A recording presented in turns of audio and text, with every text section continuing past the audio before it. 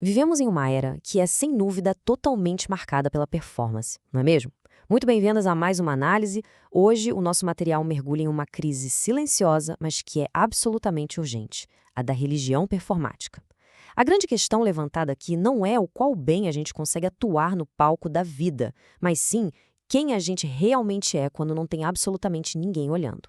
E para entender isso, a nossa pauta de hoje vai traçar esse caminho que vai da performance até a comunhão verdadeira, passando por 6 pontos rápidos: a era da aparência, o falso culto, a santidade que desmascara, o perigo da hipocrisia, o arrependimento e a verdade íntima e, por fim, o altar secreto. Vamos lá? Ponto número 1. A era da aparência e a armadilha do teatro religioso.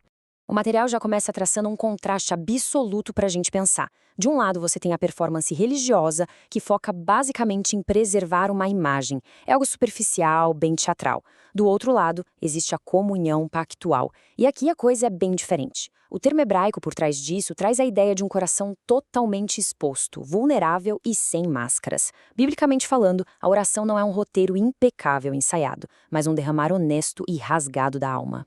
Um exemplo clássico que a fonte traz é essa fala de Jesus sobre Natanael. A frase é marcante: "Eis um verdadeiro israelita em quem não há dolo", ou seja, não há engano.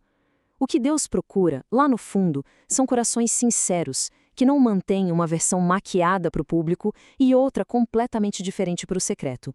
E isso nos leva à parte 2, o falso culto rejeitado. Isso levanta uma questão que dá um verdadeiro nó na cabeça. O que os textos sagrados realmente dizem sobre ter um culto com uma liturgia impecável, bonita, mas que na prática é totalmente vazio de justiça na vida cotidiana? A resposta, que vem do profeta Amós, é fortíssima. Deus literalmente diz que aborrece, que despreza essas festividades quando não existe uma ética e uma verdade íntima por trás. O Senhor nunca se impressionou com a aparência, sabe? Vidas alinhadas com a justiça importam infinitamente mais do que canções superafinadas. Olha só essa passagem de Malaquias. O relato fala que Deus prefere 1000 vezes que as portas do templo sejam trancadas a receber um sacrifício insincero. É de arrepiar. A mensagem é que é preferível não ter culto nenhum do que tentar enganar o Criador com o coração manchado. Uma religião sem transformação é só um ruído que, no fim das contas, é simplesmente ignorado. Parte 3. A santidade que desmascara. A concepção que a gente tem de Deus molda a forma como a gente vive, concorda? O teólogo H. Strong define a santidade como uma pureza que se autoafirma, que se opõe de forma intrínseca a qualquer impureza. Se você acha que Deus é facilmente enganável, a sua espiritualidade vira um teatro. Mas quando a gente entende que Ele é onisciente, a sinceridade deixa de ser uma opção. Ela se torna absolutamente inevitável. O exterior tem que corresponder ao interior. É exatamente isso que a gente vê na experiência do profeta Isaías no capítulo 6. O encontro genuíno com a majestade divina arranca qualquer pingo de orgulho que a gente possa ter. Isso produz uma tristeza tão profunda pelos nossos erros e uma consciência tão esmagadora de que precisamos de graça, que é impossível continuar sustentando aquelas máscaras teatrais. Ponto 4. O perigo da hipocrisia e da vida dupla.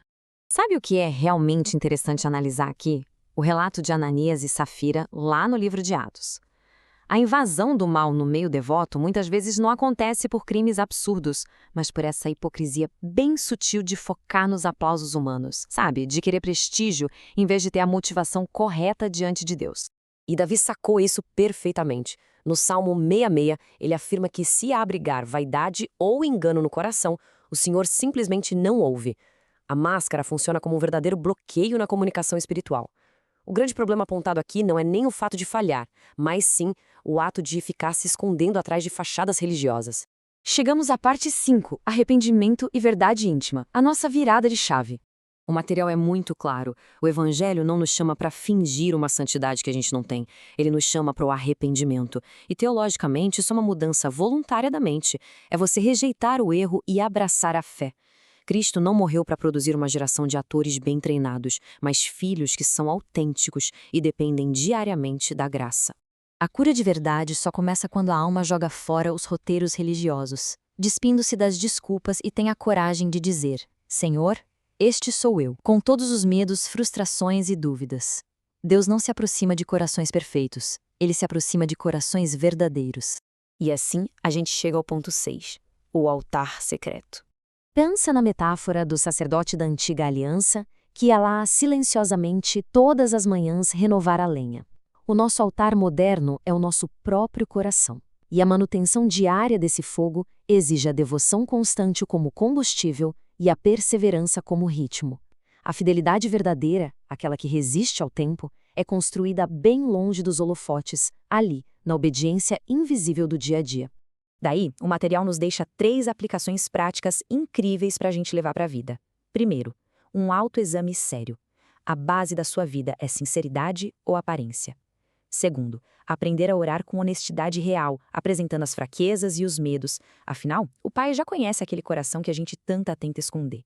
E terceiro, cultivar a coerência. Garantir que a vida pública seja apenas o transbordar exato do que rola no ambiente secreto. E para amarrar tudo isso, a fonte nos deixa com esta provocação final, que serve quase como um pedido de reflexão para encerrar a análise. A espiritualidade que você demonstra no palco da vida reflete de fato a sua verdadeira essência diante de Deus? Fica aí o desafio para que a gente busque sempre ser íntegro, encontrando descanso na graça de ser real e não no cansaço da performance. Muito obrigada por acompanhar essa análise e até a próxima.